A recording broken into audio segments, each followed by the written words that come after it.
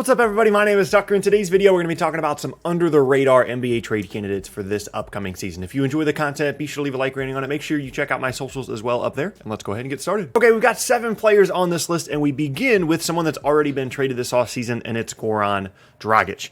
He is in a very interesting situation in Toronto, a situation that he has already publicly stated he does not want to be in. He's already been moved from Miami to Toronto in the Kyle Lowry sign and trade, and I would anticipate that he's probably going to get moved at some point this season or potentially before the season. There's certainly value there. He is an expiring contract, so not a long-term contract commitment for the team trading for him. Should be easy for the Raptors to move him. Again, he's already stated that he doesn't want to be in Toronto, and he's a guy that can still be a nice perimeter playmaker, someone that can either come off the bench or be a part of that starting lineup. And the team that everybody's keeping an eye on for Dragic is the Dallas Mavericks because of his national team connection with Luka Doncic. Now, I'm not ruling out the possibility that he does play for them this year, that the season goes well and they keep him.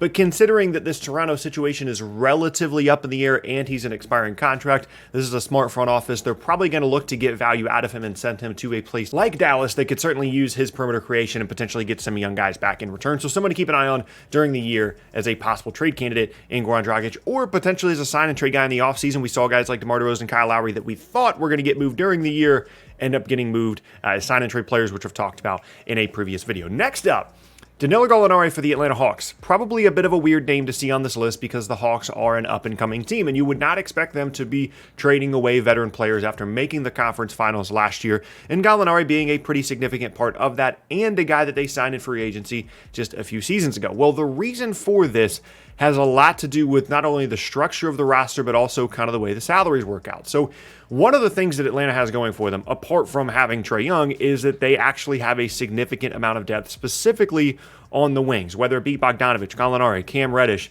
DeAndre Hunter. You can go on and on and on. And they've already paid Bogdanovic what would be a year further along than Gallinari.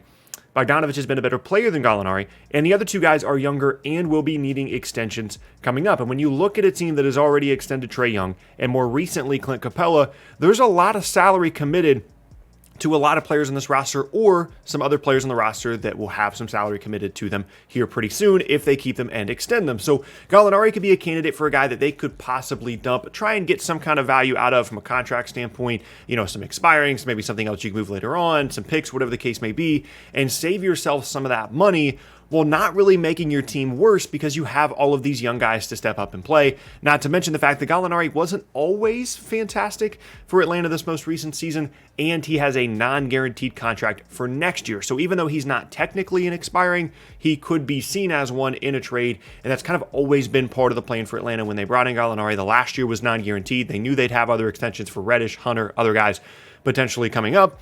And so whether it be via a buyout or a trade, I wouldn't expect Gallinari to be on this roster for longer than the next 12 months, but he is a guy to keep an eye on as a bit of a surprise trade candidate for, as I said, an up-and-coming Hawks team. Next up, a bit of a weird name to put on the list as well because I think people have just kind of forgotten about him. That's half the point of this list. It's Eric Gordon of the Houston Rockets. This pretty much goes for every single veteran in Houston. I'm not expecting this to be a very good team this year. It's a very weird kind of mismatch of teams where you've got Christian Wood, and you've got Jalen Green, but then you've got some of the veteran guys like Eric Gordon and John Wall. I highlighted Gordon here amongst all the other veterans on the Houston roster because I think that he does have value to other teams and could very easily fill a role on a contending team. I don't know what John Wall is going to continue to provide, as one of the higher paid players in the league. I think that's a very difficult contract to move, and ultimately they're probably either going to have to buy him out or just let his contract run out. But for Gordon, even though he is under contract for the next couple of seasons, it's 2 more plus a non-guaranteed, so 3 years total, but the third one is non-guaranteed. Even though that could limit some of their trade options, he is, when healthy, still a very nice perimeter player that can create for you, can play on or off the ball. Some of the shooting numbers have slipped, over the last couple of seasons, but I still think he is a player that can really provide something in like a Tim Hardaway Jr. type role for other teams around the league, especially if you're a contender. Eric Gordon can be an awesome bench option as a bigger guy that can get to the rim, can shoot, and again, can play on and off the ball. It might be a little bit difficult to try and fit in his $17, $18, $19 million contract into a true contender's salary. But if you're looking at teams that are maybe slightly below contender status that need an injection of offense, maybe Dallas would be another team to take a look at here. Gordon's contract wouldn't be so prohibitive to prevent them from making a move and or for the Houston getting back some kind of positive value and some kind of assets in exchange for him as well. Another guy to keep an eye on.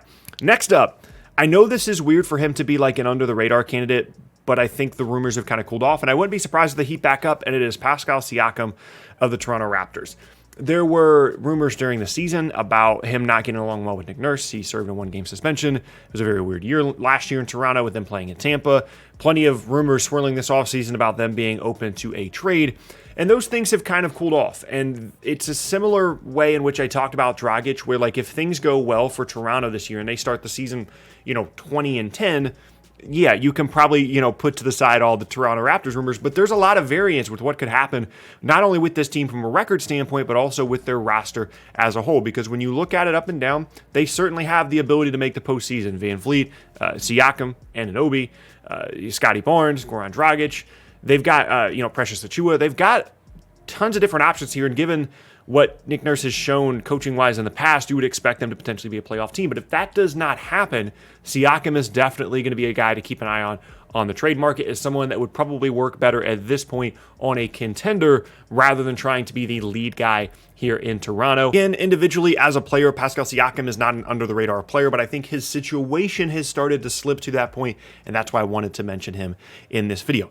Next up, a guy that I've talked about in a previous video as it relates to a Kristaps Porzingis trade, Davis Bertans. A guy that kind of, in a similar way to what we've talked about with a couple of other players on this list, has a contract that isn't exactly fantastic over the next couple of seasons, but has an identifiable skill. For Eric Gordon, it's his ability to score and get to the rim. For Davis Bertans, it's just him being ideally one of the better front court shooters and off-ball shooters in the entire league. He certainly showed that 2 seasons ago. Last year was a bit more inconsistent, but whether it be to Dallas with that KP trade that I've talked about previously, or any team around the league that is looking to boost their spacing and their perimeter scoring, Davis Bertans can certainly help them do that, despite what is probably going to be a prohibitive contract when it comes to a trade. So if I'm Washington, I'm not expecting to get back a ton here in exchange for Bertans, but if things go south with the Bradley Beal trade, or with the Bradley Beal situation, he potentially gets traded. I need to shuffle around some pieces, whatever the case may be. Bertans could certainly be a guy that they could try and look to get value out of. As a player, when you take away the salary stuff, he certainly has value. The question is there going to be a team out there that's going to be willing to take on that contract of Bertans while also getting the player back? We'll see. Next up, a guy that loves to get traded, Robert Covington of the Portland Trail Blazers. Again, kind of similar to the Washington thing with Bertans. It depends on in this scenario, Lillard situation, in that scenario, the Beal situation. If Damian Lillard doesn't request a trade, doesn't get traded, they're going to continue to try and be as good of a team as they can be to try and keep him happy, to try and just do something with this roster, and that more than likely involves keeping Robert Covington around and on the roster. However, if things start to go south and they're looking at a situation where they are potentially in a rebuild, Robert Covington, despite his flaws as a player, and I think at times being overrated as a player around the league, still has value as a wing defender with some good size, can defend, can shoot a little bit off the ball as well. I don't think anybody's expecting him to be the kind of guy that he was in 2015 or 2016, but still, he is a player that is going to be valuable in trade markets. He's constantly going to be in rumors, and I think the only reason it's an under-the-radar situation right now is because the things have kind of cooled down in Portland, but if they heat back up, keep an eye on Robert Covington. Then last up on the list, this is a bit of an odd entry. It says pretty much anyone on the Pacers or the Spurs. These are two teams that have a lot of different options.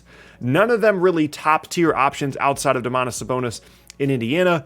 And there's just a lot of different directions their season and their roster could go. And once we get down to the trade deadline, either of these teams could be very, very active. When you're looking at Indiana, I think Sabonis is relatively safe. I don't think they're going to look to move him, but of course Miles Turner is always going to be involved. TJ Warren, Malcolm Brogdon, they've got multiple players at every single position, guard, wing, and big, that they could look to move, that could possibly see some redundancy with this roster, look to either shake things up or consolidate them into a bigger name player, whatever the case may be. Certainly plenty of opportunities for trade possibilities there in Indiana. And then San Antonio in a similar way, although with a less talented roster, potentially one of the least talented rosters in the entire league, but they're always going to be a threat to potentially make a move to consolidate some of these younger players into a vet if they really want to try and make the postseason. And again, there is a lot of redundancy on this roster, specifically with the guard guards, and with the wings, you've got DeJounte Murray, you've got Derek White, you've got Keldon Johnson, you've got Lonnie Walker, a couple of bigs, a couple of wings. There's just a lot of guys you could possibly see getting moved off of this San Antonio Spurs roster,